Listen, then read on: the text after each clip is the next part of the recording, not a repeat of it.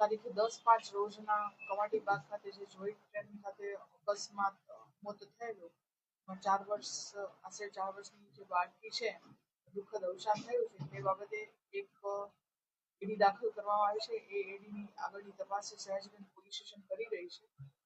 જે અંતર્ગત ત્યાં જે આ કોન્ટ્રાક્ટ ચલાવનાર છે એમના જે મેનેજર છે એમનું નિવેદન પણ લેવામાં આવ્યું છે.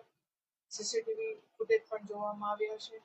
નજરે જોનાર સાહેદો છે એના પણ નિવેદન લેવામાં આવ્યા છે. એના ડ્રાઈવરનું વર્ઝન પણ લેવામાં આવ્યું છે. એના વાલી વારસનું પણ વર્ઝન લેવામાં આવ્યું છે. જે અંતર્ગત બાળક છે રમતા રમતા ટ્રેનમાં આવી ગયાનું હાલ સુધીની તપાસમાં આવે છે. અને આ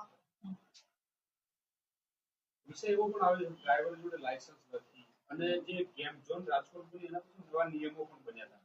જે નિયમો ફોલો થઈ ગયા હતા એને ધ્યાનમાં લઈશું. હા, એ તમામ નિયમોનું ફોલોઅપ છે કમિટી દ્વારા જે નિર્ણય લેવામાં છે એનું ચકાસણી 4 દિવસ પહેલા જ કરવામાં આવી હતી.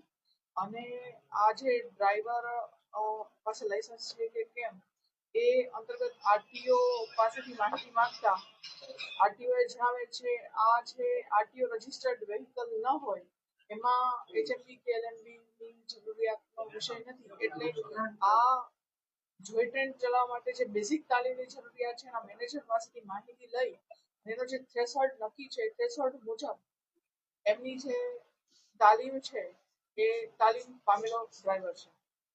જે રીતે જોઈ ટ્રેન ચાલી રહી હતી કેમેરા બધા જ બંધ હતા. બેદરકારી આમાં પણ રાખી શકે કારણ કે જે રીતે ટ્રેનમાં સીસીટીવી કેમેરા રાખવામાં આવ્યા હતા જો સીસીટીવી કેમેરા હોય તો યોગ્ય માહિતી મળી શકે.